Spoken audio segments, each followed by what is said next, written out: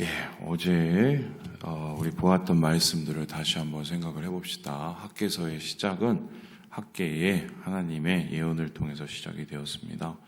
그 예언은 다름이 아니라 이스라엘 백성이 중단한 성전 재건 공사 다시 시작하라는 얘기입니다. 무슨 일이 있었을까? 16년 동안에 이스라엘 백성들의 성전 재건 공사가 멈춰지게 됐는데 그것은 그들의 의도가 아니고 주위 민족들의 방해 때문이었습니다. 그럼에도 불구하고 하나님께서 학개를 일으켜서 다시 성전 공사를 시작하라고 말씀한 이유는 때가 되었기 때문이고, 더 중요한 것은 이미 그들의 마음속에 이거는 이제 되지도 않는 공사라는 낭만과 좌절이 있었기 때문이다. 그런데 하나님께서는 이 학개를 통해서 니네 집은 잘 먹고 잘 살면서 잘 짓고 지으면서 왜 하나님의 집을 황폐한 곳에 그대로 머물러 두느냐, 이래서 우리가 안 되는 거다, 이렇게 설명을 하고 설득을 했죠. 결국 이 말이 이스라엘 백성들의 마음을 감동시켜서 이제 한 달간 준비 기간 후에 드디어 성전 공사를 시작하게 되는, 재개하게 되는 그 이야기가 어제 우리가 함께 보았던 말씀입니다. 오늘 그 말씀 속에서 또 성전 공사를 재개하는 이스라엘 백성과 또 그들에게 말씀하시는 하나님의 음성을 듣게 되는데요. 학개는 스룹바벨, 또 제사장 여호수아, 그리고 열심히 성전 재건을 시작하려고 하는 백성들에게 이렇게 이야기를 하고 있습니다. 우리 함께 3절의 말씀을 같이 한번 읽어보도록 하겠습니다. 시작. 너희 가운데 남아있는 자 중에서 이 성전의 이전 영광을 본 자가 누구냐? 이제 이것이 너희에게 어떻게 보이느냐? 이것이 너희 눈에 보잘것없지 아니하냐? 지금 이 이야기는 어떤 스토리냐면은 지금 이스라엘 백성들이 예루살렘 성전이 무너지고 난 다음에 한 50몇 년 후에 이제 도착을 하게 된 거 아닙니까? 그렇다면은 그 중에는 어린 시절에 예루살렘 성전을 봤던 분들도 있었을 겁니다. 물론 소수였겠죠. 그런데 그들이 보기에는 지금 성전 공사가 어설퍼 보였을 가능성이 큽니다. 그 이유가 무엇일까? 일단 여러 가지 상황을 얘기해 볼 때 눈으로 보는 게 제일 확실하겠죠. 보여주시죠. 이 성전 공사에 대한 그림을 제가 이제 준비를 했었었는데요. 예, 보여주세요. 솔로몬의 성전은 말 그대로 모든 그 당시에 있는 제일 좋은 건축 자재를 통해서 태워진 성전입니다. 그래 놓니 여기저기서 제일 중요한 돌도 깎아오고, 그리고 여기저기서 제일 중요한 또 금딱지, 은딱지, 그리고 그 당시에 또 할 수 있는 최고의 기술, 그 다음에 그 당시에 할 수 있는 최고의 문양을 새기는 조각, 이런 것들을 이제 다 배치하게 된 것이죠. 그에 비해서 이제 스룹바벨 성전은 크기도 그렇게 크지 않겠지만 보시다시피 굉장히 이제 초라합니다. 말 그대로 밋밋한 아파트인 거죠. 저기 옆에서 보는 솔로몬 성전은 보기에도 이제 화려해 보이는, 또 이 주위에, 성전 주위에 있는 담벼락이나 이런 것도 굉장히 신경을 많이 쓰지 않았겠습니까? 그래서 이제 지으면서도 한숨이 뻑뻑 나오는 거죠. 야, 이거 이거 되겠어? 이 사람들이 하는 손길, 또 이 사람들이 하는 여러 가지 작업들을 보면 어설퍼 보이는 것이고, 왜냐하면 건축업을 하시는 분이 아니잖아요. 그 당시 솔로몬 때는 건축업자, 되게 유명한 사람들을 다 이렇게 데리고 왔단 말이에요. 그게 아니에요. 자기 손으로 하는 건 말이에요. 뿐만 아니라 건축 자재도 그냥 그 모양이고, 그리고 이 공사의 이 정도도 자기가 볼 때는 이제 마음에 안 차죠. 그러면서 이 공사를 진행하면서 이미 마음이 굉장히 힘들어 보이는 거죠. 그래서 야, 니네 눈에는 어떻게 보이니? 아예 질문을 합니다. 그랬더니 보잘것없지 않냐? 옛날에 비하면 이거 진짜 아무것도 아니지 않냐? 그래서 니네가 마음이 좀 힘들지, 불편하지? 이렇게 질문을 하고 있는 것입니다. 그러고 나서 이러한 질문에 대해 대답을 하는 이스라엘 백성을 향해서 이렇게 얘기를 하고 있는데요.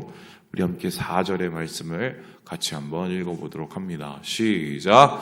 그러나 여호와가 이르노라. 스룹바벨아, 스스로 굳세게 할지어다. 여호사닥의 아들 대제사장 여호수아야, 스스로 굳세게 할지어다. 여호와의 말이니라. 이 땅 모든 백성아, 스스로 굳세게 하여 일할지어다. 내가 너희와 함께 하노라. 만군의 여호와의 말이니라. 한마디 말을 세 마디로 나눠서 합니다. 스스로 굳세게 할지어다. 뭐 이 말을 좀 우리말로 좀 경망스럽지만 바꾸면 야 쫄지 마. 실망하지 마. 이렇게 얘기하고 있습니다. 왜 실망하지 마느냐? 그들이 지금 하는 일은 옛날에 비해서 보잘것이 없지만 하나님은 여기에 대해서 조금 다르게 생각하고 있다고 말씀하시는 것입니다. 일단 하나님께서 여기에 대해서 뭐라고 얘기하시느냐? 5절에 보니까요. 내가 너희 가운데 머물러 있겠다라고 합니다. 특별히 출애굽 얘기를 꺼내옵니다. 지금 이스라엘 백성이 바벨론에서 출애굽하듯이 탈출하죠. 그 탈출한 행렬 속에서 출애굽하듯이 하나님께서 함께 하셔서 지켜주셨습니다. 그리고 그 지켜주신 바에 따라서 이스라엘 백성들은 예루살렘에 와서 다시 하나님 앞에서 하나님 안에서 예배를 드리게 되는 거죠. 지금 건물은 초라해 보이지만 그때에 비해서 웅장하지도 않고 그때에 비해서 값져 보이지도 않지만 중요한 거는 여기에 내가 함께 있다는 거야. 이렇게 얘기합니다. 그래서 하나님께서 함께 계실 때 그 성전 가운데 머무시고요. 그리고 하나님의 약속이 거기에 머물게 한다. 사실 여러분 생각을 해보세요. 이스라엘 성전과 다른 신전의 차이가 있는데 그 신전의 가장 큰 차이가 뭐냐면요. 성전의 신전의 중심에 들어가면 이스라엘 백성의 신전, 예루살렘의 성전은 없는 게 하나 있습니다. 뭔지 아세요? 신의 모양이 없습니다. 그걸 우리는 우상이라고 그러죠. 근데 다른 신전에 보면 무조건 저 중간 바구리에 뭐가 다 있습니다. 여러분 생각을 해보세요. 중간에 있는 여기 호암서 올라가면 막 있죠. 중간에 있고 옆에 있고 다다다닥 다 붙어 있고 많으면 많을수록 그게 무슨 전투기가 올라가는지 모르겠는데 대개의 경우 좀 더 유명한 뭐 이런 데 같은 경우는 어마어마하게 큰 게 있죠. 동남아 한번 여행 가보신 분 알죠? 여행 코스에 가보면 항상 막 엄청나게 큰 절, 뭐 엄청나게 큰 불상, 뭐 이런 거 있지 않습니까? 그리고 뭐 힌두교의 특징이요. 그 막 신전의 신상들이 어마어마하게 화려합니다. 그런데 이스라엘 백성의 성전에는 없어요. 왜 없느냐? 이거는 하나님의 그냥 함께 하신다는 약속의 상징이에요. 그래서 이스라엘 성전의 중심에는 뭐하고 있습니까? 그냥 궤짝이 하나 있습니다. 그 궤짝 여러분 뭡니까? 다름 아니라 그 안에는 하나님의 약속을 상징하는 십계명 돌판, 그리고 거기에는 뭐 하나님의 리더십을 상징하는 뭐 살구나무 지팡이, 그리고 거기에는 하나님께서 이스라엘 백성을 먹이셨다는 만나 항아리. 나중에 이 만나 항아리와 살구 지팡이는 뭐 찾기 힘들었겠죠. 어쨌든 하나님의 약속을 가리키는 모든 형상물, 상징물이 또 있었단 말입니다. 그래서 이 신전 자체의 핵심은 약속이에요. 그렇다면은 하나님의 성전이 예전에 비해서는 보잘것없을지 모르지만 동일하다. 왜냐? 여기에 하나님의 약속이 머물고 여기에 하나님의 임재가 있기 때문이다. 이렇게 이스라엘 백성들을 먼저 달랩니다. 그리고는 두 번째로 이렇게 얘기를 하고 계시는데요. 우리 함께 7절의 말씀을 같이 한번 읽어보도록 하겠습니다. 시작! 또한 모든 나라를 진동시킬 것이며 모든 나라의 보배가 이르리니 내가 이 성전의 영광이 충만하게 하리라.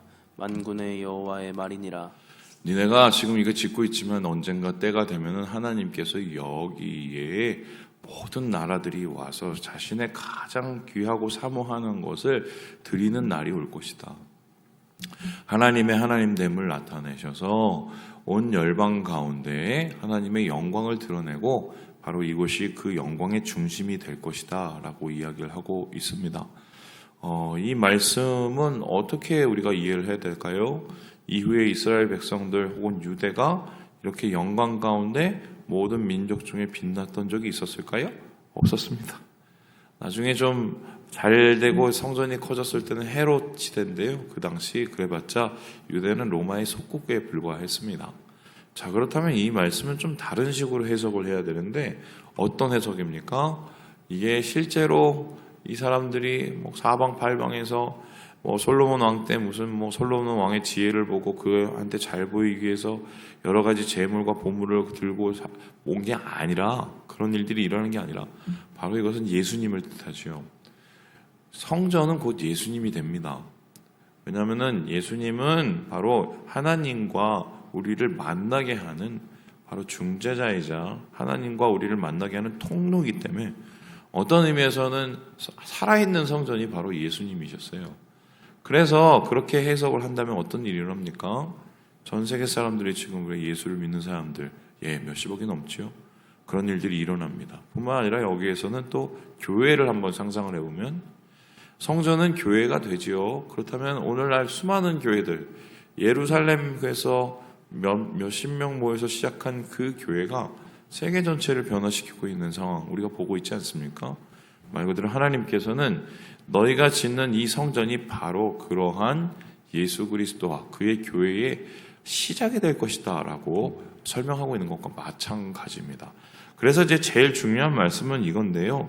9절에 이렇게 최종적으로 이스라엘 백성을 위로하고 있습니다. 우리 같이 한번 읽어보도록 하죠. 시작.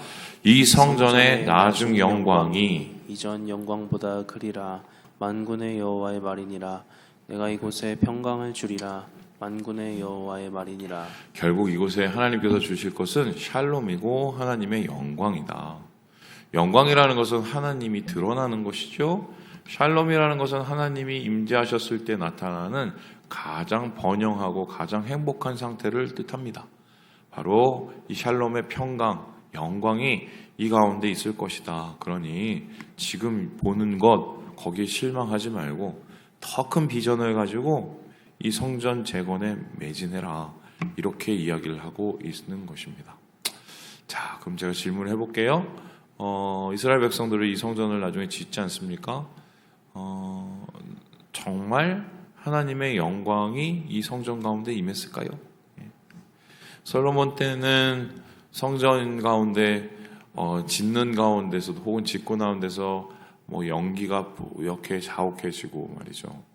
하나님께서 거룩한 연기 가운데 임재하시고 또 그 임재 가운데 불이 나고 불이 내려와 정말 하나님 앞에 영광을 돌리고 그런 일들이 이제 드러나는데, 그럼 스룹바벨 성전에서 이런 일이 일어났을까?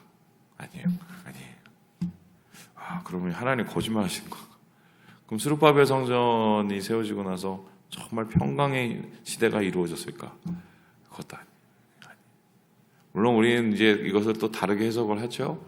또 예수 그리스도의 탄생과 예수님에 의해서 세워진 이 평강의 나라. 특별히 예수님께서 그 얘기 하지 않습니까? 야, 이 성전 내가 3일 만에 그냥 무너뜨려봐. 내가 3일 만에, 이거 무너뜨려봐. 내가 3일 만에 다시 지을게. 이 소리 뭐냐면 예수님에서 의해서 다시 세워질 그 성전의 위대함과 아름다움과 새로운 성전의 도래를 뜻하는 건데, 사실 이스라엘 백성들 그거를 알았겠어요? 아직도 모르고 왔는데요. 유대인들은 아직 모릅니다. 그걸 몰라요.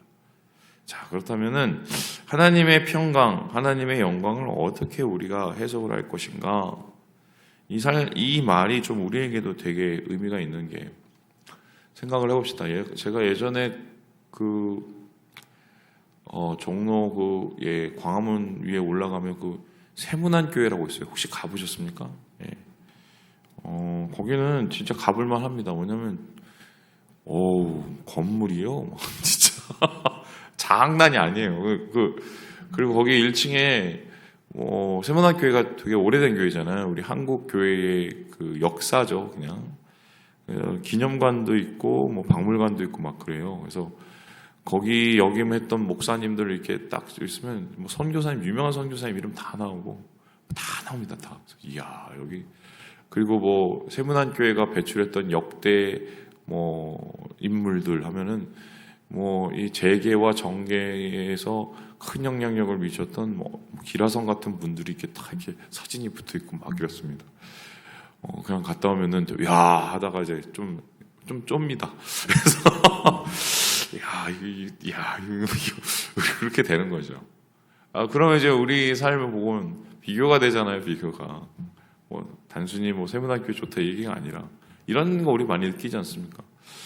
뭐 어떤 사람을 봤을 때 나보다 더 잘 되고, 야, 저 사람이 뭐 교회도 잘 나가고 뭐 신앙적으로 좋고 난 보기에 참 막 그런 느낌이요. 내가 하나님 앞에 드리는 이런 것들이 정말 하나님께서는 어떻게 생각하시지? 저 사람들하고 나를 뭐 비교해서, 신앙은 비교가 아니지만 참 그런 마음들 속에 좀 힘들 수 있었을 때 우리는 그것들을 어떻게 해야 될까? 요 얘기하고 똑같은 거거든요. 그러면은 이거를 좀 해석할 수 있는 한 가지의 제가 키포인트를 제가 그림으로 한번 보여드리겠습니다. 저는 이제 이 사진을 죽을 때까지 이제 가지고 가는 거죠. 왜냐하면 앞으로 절대 나올 수가 없는, 저에게서는 가장 큰 명장. 누가 그렸냐면 이제 저희 딸이 그렸습니다. 저희 딸이 막 그림 그리기 시작하고 동그라미를 그렇게 좋아했어요. 동그라미를 한참 그리기 시작했을 때 저희 보세요. 손도 발도 다 동그래요. 눈도 동그래요. 주변에 꽃도 다 동글동글. 나름의 최선을 다해서 색칠도 하고, 꽃에도 또 뭐 핑크색 꽃을 고리고, 그리고 이제 저한테 갖다 주는 게 이 아빠래요. 저를 닮았어요?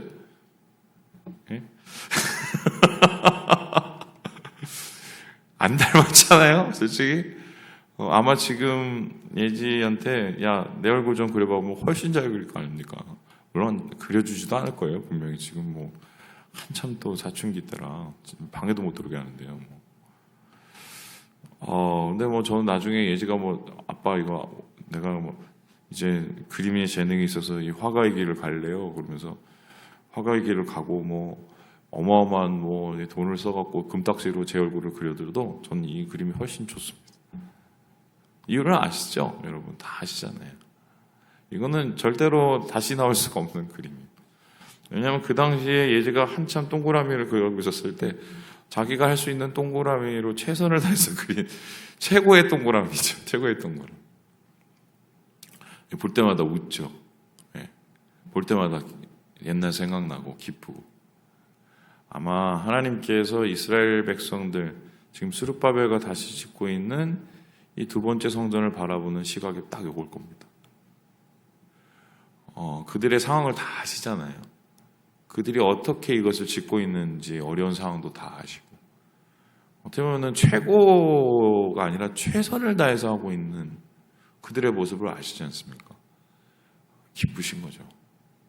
그게 사실 영광인 거죠. 영광은 삐까뻔쩍이 아니라 우리가 할 수 있는 하나님 앞에서의 최선의 사랑을 올려드린, 거기서 하나님께서 역사하시거든요. 그것에 하나님의 기쁨과 평강이 나타나고, 신앙생활은 사실 그겁니다. 내가 할 수 있는 자리에서 최선의 동그라미를 하나님 앞에 그려드리는 게, 이게 신앙생활이에요. 주님이 받으시는 가장 큰 영광. 말씀을 마칩니다. 우리 사랑하는 여러분, 주님 안에서 오늘 주의 성전을 다시 열심히 짓고 있는 이스라엘 백성들처럼 우리의 삶 속에 하나님의 영광 돌리시면서 오늘 하루를 기쁨으로 살아가시는 우리 모든 형제 자매들 되시길 주님의 이름으로 축원합니다.